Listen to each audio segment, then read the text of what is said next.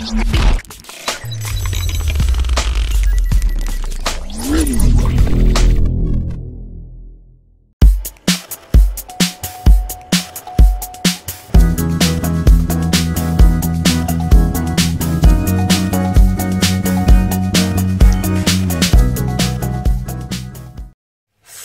à tous, on se rejoint aujourd'hui pour une petite vidéo de test. Assez rapide, celle-là, c'est un petit low cost. On continue à faire tout le low cost qui existe. Donc, un petit low cost de chez Meizu, le M8C. Donc j'ai vu qu'il y avait le M9C qui était aussi sorti d'ailleurs. On va le prendre, on verra ce que ça vaut. Parce que Meizu, c'est mon téléphone personnel, Meizu 16TH. D'ailleurs, le Meizu 16S qui arrive, ce sera mon nouveau téléphone. Et le Mi9T, j'y m'a pas emballé du tout. Donc du coup, voilà, low cost Meizu, je me suis dit tiens, ça peut être sympa, entre 60 et 70 € le prix, suivant où l'acheter, à peu près 60 €. Voilà, le même prix que le OK, il y a le M9C qui est sorti, à 60 €, donc tant qu'à faire, prenez le nouveau. Mais attendez au moins que je le teste. Hein. Je vous dis pas, je vous verrai, ce M8C ne rentrera pas dans les trios des meilleurs téléphones à ce prix-là. Mais bon, il a quelques qualités et il a quelques défauts. Allez, on commence de suite. Si tu aimes nos vidéos, tu peux mettre un petit pouce bleu, tu peux t'abonner et activer la cloche pour rien rater des futures vidéos. Et si tu veux nous soutenir un peu plus, tu peux aller sur une page Tipeee. Donc Tipeee, c'est une plateforme de financement participatif pour soutenir les gens comme nous qui font des vidéos. Tu nous fais un petit don, c'est pas grand chose, mais petit à petit, ça nous permet à la fin du mois de pouvoir investir dans des produits. Et en même temps, tipeur, en plus de ça, tu as des avantages que d'autres n'ont pas. Tu pourras acheter en priorité, d'avoir la priorité sur les téléphones et les accessoires de tout ce que l'on teste, à prix préférentiel bien sûr, ainsi que d'autres petits avantages, et ça c'est plutôt pas mal. Alors, le design et dimensions, déjà c'est un design à l'ancienne, bon il n'est pas tout récent le téléphone, j'avais oublié de le faire à sa sortie, bon, design à l'ancienne, ma foi après quand on cherche un low cost, on cherche pas forcément un design, on cherche un téléphone opérationnel. Quand tu as 60 €, tu cherches un téléphone qui est opérationnel et qui est assez fluide pour moi. Même la photo n'est pas un critère de recherche, mais si on peut tout avoir, pourquoi pas. Donc, les dimensions 70 $ sur 146,4 de haut sur 8,5 mm d'épaisseur pour un poids de 140 grammes. Il existe en noir, en rouge et en bleu. Il a une LED de notification qui se trouve ici. L'appareil photo ici, c'est un appareil photo de 8 mégapixels en 2.0. C'est un écran de type IPS en 5,45 pouces en 18 neuvième. Donc 18 neuvième, c'est comme les Samsung S8. La définition de l'écran 1440 x 720p. Je vais essayer d'augmenter la luminosité parce qu'elle n'est pas super forte. De toute façon, ça vous fera plaisir. On verra un peu mieux.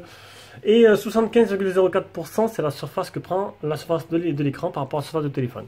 Et il est donné pour résistant aux rayures. Donc là, pour l'instant, c'est pas trop mal. En dessous, on aura un port de rechargement micro USB, on aura le haut-parleur. Sur le côté gauche, on aura le petit tiroir SIM. On y retrouvera une nano SIM ou deux nano SIM et une nano SIM et une carte SD. Sur le côté droit, bouton power, volume plus moins et au-dessus, monsieur jack. À l'arrière, on trouvera un appareil photo qui ressort pas du tout, mais pas du tout, au contraire, il est même enfoncé de la coque, ça c'est plutôt pas mal ça. Avec un simple flash LED, pas de capteur d'empreinte, pas de reconnaissance faciale. Alors, je vais quand même vérifier parce que, une dernière fois, parce que dans le devis spécification, il parle bien de la reconnaissance faciale. Mais là, type de verrouillage d'écran, mot de passe, aucun brigage, coffre-fort, non, pas de reconnaissance faciale. Alors, il n'y a pas une mise à jour, il est au téléphone, il est en global, il a bien la B20. De toute façon, on continue. Donc, pour faire tourner tout ça, c'est un Qualcomm, et oui, ici, c'est pas du Mediatek, c'est plutôt pas mal. Donc, Qualcomm 425, un Adreno 308 pour la partie graphique. Il existe en une seule version en 16 Go de RAM, de mémoire interne. La batterie fait 3070 mAh, le Bluetooth c'est 4.1. Pour les bandes, il manque que la B28, il y a bien la B20 et les catégories 4 pour la 4G. Au niveau de l'écran, on aura, donc je vous l'ai dit, un écran de type IPS 5,45 pouces. Un écran qui est plutôt joli, qui n'a pas une luminosité extraordinaire comme vous avez pu voir. Là, elle est à fond, ça éblouit pas du tout la caméra du S7. Un écran qui est protégé soi-disant contre les rayures. Et ma foi, un écran qui est plutôt réactif. J'ai envie de le dire dans l'ensemble, ça va. Il est plutôt joli, plutôt réactif, assez agréable à utiliser. C'est un peu le gros problème d'habitude des low cost, mais là-dessus, franchement, il n'y a pas trop de problème. Ah, c'est pour ça, j'avais mis la luminosité automatique, c'est pour ça que la luminosité est baissée. Non, l'écran, rien à dire. Ce ne sera pas la même chose côté logiciel. Logiciel, on commence direct avec les capteurs du téléphone. Hop, on va voir l'état d'état. Hop, non, c'est pas là. L'état des capteurs. Alors, qu'est-ce qu'ils nous ont mis dedans? Un accéléromètre, un champ magnétique, une boussole, ça c'est plutôt pas mal, c'est très rare. Une pub aussi, c'est bien, c'est pas mal les pubs. Une capteur de lumière, capteur de proximité qui marche très bien. Donc, pas de capteur d'empreinte, je l'ai dit, pas de reconnaissance faciale. Et on va passer à la suite, la partie logicielle. Ah, que dire? Eh ben, que dire que ce Qualcomm 425, eh ben, il souffre un peu. Hein, il souffre un peu avec ses 2 Go de RAM. Faudra pas mettre des applications très lourdes. Vous allez sentir quelques ralentissements minimes, mais voilà. Quand il a fait le Oukitel, alors pourtant c'est du Oukitel. J'ai fait le Oukitel C15 Pro, j'ai été bluffé. Là, je passe à ce Meizu et je vois une petite différence. Et c'est vrai que c'est pas pareil. On passe directement en capture d'écran, le test de chauffe directement, 36 degrés, c'est plutôt pas mal. Bon, par contre, on est en été, donc si je fais le test dehors, c'est sûr que c'est un peu faussé, j'essaie de faire attention. 41 562, c'est le Antutu. 10 touches pour l'écran, c'est un peu, j'ai oublié de le dire, c'est plutôt pas mal, c'est même très très bien, c'est le maximum qu'on peut avoir.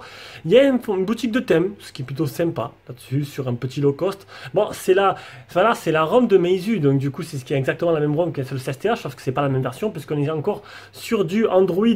Ah, j'ai oublié de le préciser, je vais vous montrer. Donc normalement, si pas de bêtises, parce que c'est pas un nouveau téléphone, il est sur Android 7.1.2, et oui, donc le M9C sera un peu mieux. Donc du coup, on a une version Meizu qui n'est pas si optimisée que ça par rapport à maintenant. On a une application de sécurité, où ça c'est bien, antivirus, batterie, je veux dire bactéries, c'est pas trop ça, autorisation nettoyeur, données, liste de blocage, MyCanal marche très bien, et il ne marcherait pas HD par contre, c'est seulement du L3. Donc MyCanal, Amazon Prime, etc. etc. Le malware, voilà, un petit malware. En plus, c'est dans la boutique de thème. Donc là-dessus, bon, je peux rien y faire. Les benchmarks Geekbench, le premier, le deuxième, le PC Mark. On peut avoir alors il n'y a pas de gesture sur cette version-là parce que bien sûr, il est bloqué en Android 7. Donc c'est une vieille version de Flyme. On a juste le bouton central comme j'ai sur mon Meizu STH que je kiffe. Donc simplement, vous laissez appuyer. Ça revient au bout. Alors vous laissez appuyer. Ah il a. Non, c'est sûr que c'était une capture d'écran. Vous laissez appuyer, ça revient. Hop. Voilà. Le multitâche est comme ça. Il faut slider en bas. On revient. Ou sinon les boutons par défaut. J'aime bien ce petit bouton là. J'ai exactement la même chose sur mon STH. C'est parfait. Le mode facile pour ceux qui trouvent ça trop compliqué. Le mode doux pour les yeux, pour pouvoir reposer les yeux le soir. On peut modifier la température de couleur. C'est rare à ce tarif-là. Activation par geste, le double touche. Dommage qu'il n'y a pas la reconnaissance faciale. Le double touche associé à la reconnaissance faciale, ça aurait été pratique. Une touche intelligente, c'est un petit widget qui apparaît sur l'écran. Vous cliquez dessus et en fait, ça vous associe des raccourcis avec. Double clic sur la touche alimentation, ça permet d'autres raccourcis encore par rapport au bouton. Un mode enfant, si vous prêtez votre téléphone à votre enfant, si vous voulez. Un cloneur d'application, donc elle est plutôt complète la ROM, c'est ça l'intéressant en fait, c'est bien. Ça c'est dommage qu'il soit pas aussi fluide que je l'aurais aimé, sinon pour 60 € ça aurait été vraiment un best. Hein. Le mode jeu, si vous voulez jouer. Le GPS, alors le GPS, ne vous fiez pas au résultat. J'ai galéré le GPS. 8 satellites trouvés sur 17, 3 mètres de marge. Il galère un peu. Quand vous bougez, ça augmente. Au début, je me suis dit, je vais jamais y arriver. Finalement, j'arrive à 3 mètres, je sais pas comment. Mais dès que vous marchez un peu, ça augmente. Le GPS est un peu capricieux. Et on passe à l'autonomie. Une bonne autonomie avec un processeur Qualcomm qui n'est pas du tout énergivore. 6 minutes d'appel, 2h22 écran allumé. Ça vous fait 63% utilisé en 13h13. C'est plutôt pas mal. C'est un peu plus d'une journée et ça, c'est plutôt pas mal. Allez, on passe à la partie jeu, l'Adreno 308 avec un écran de 10 touches. Ça donne des graphismes plutôt appréciables. Oula, qu'est-ce que c'est? Non, j'ai senti un petit problème de jouabilité. On va baisser le son. J'avais senti un petit problème de jouabilité, mais... le téléphone aurait-il bugué? Allez, dépêche-toi, ouvre-moi la porte. Allez, voilà.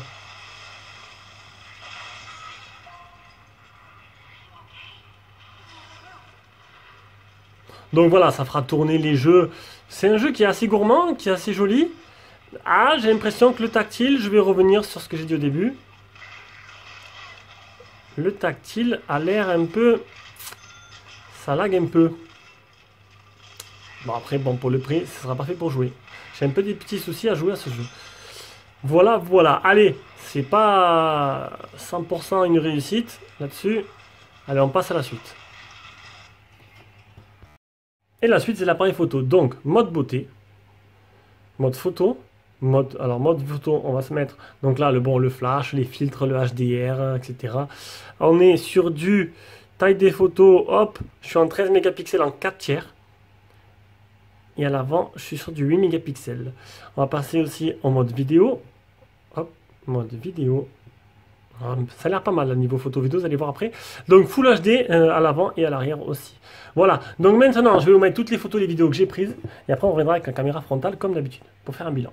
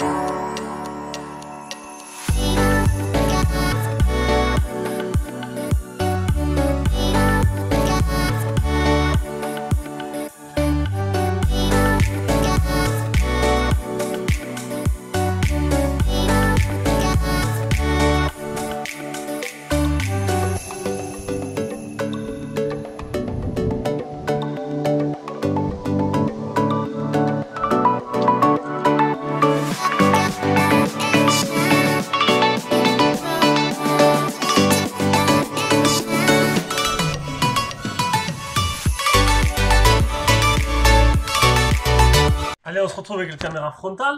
Caméra frontale de 8 mégapixels en 2.0 qui a l'air d'être de plutôt bonne qualité. Non.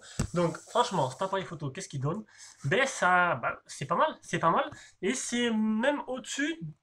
Je trouve que pour 60 euros, enfin 60 euros au prix qu'il coûte maintenant, ce Meizu M8C se débrouille plutôt pas mal en photo. Vous avez pu voir les photos de jour qui sont propres, la vidéo aussi.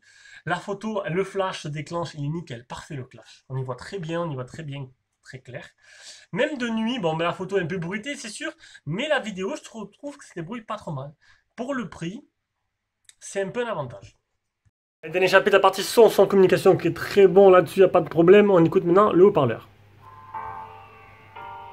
Haut-parleur qui est une qualité chez Meizu, bon, surtout sur leur haut de gamme.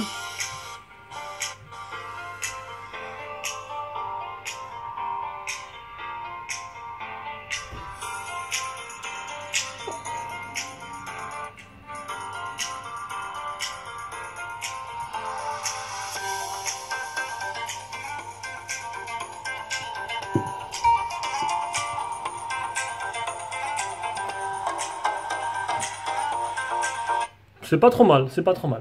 Allez, on arrive directement à la conclusion de ce téléphone, un Meizu M8C qui, ma voix, m'a donné envie de commander de ce pas le M9C tout simplement, qui j'espère sera aussi bien, voire un peu mieux. Donc c'est un M8C qui, s'il n'avait pas eu ces petits ralentissements j'ai rencontrés parce que le système est un peu lourd pour le Qualcomm 425, ça marche, hein, vous inquiétez pas, c'est sûr qu'après, c'est pas aussi fluide qu'un autre téléphone du même gabarit, du même prix. Il a des qualités, il a une partie photo plutôt pas mal, il a une finition, il a la ROM de Flyme, j'allais dire Meizu. Et oui, c'est ça, la ROM, le Meizu Flyme. Donc il a des qualités, mais voilà. Dommage que ce petit Qualcomm 425, il s'essouffle un peu et que un petit truc au-dessus, ça aurait été un peu meilleur. Mais sinon, non, c'est un bon achat.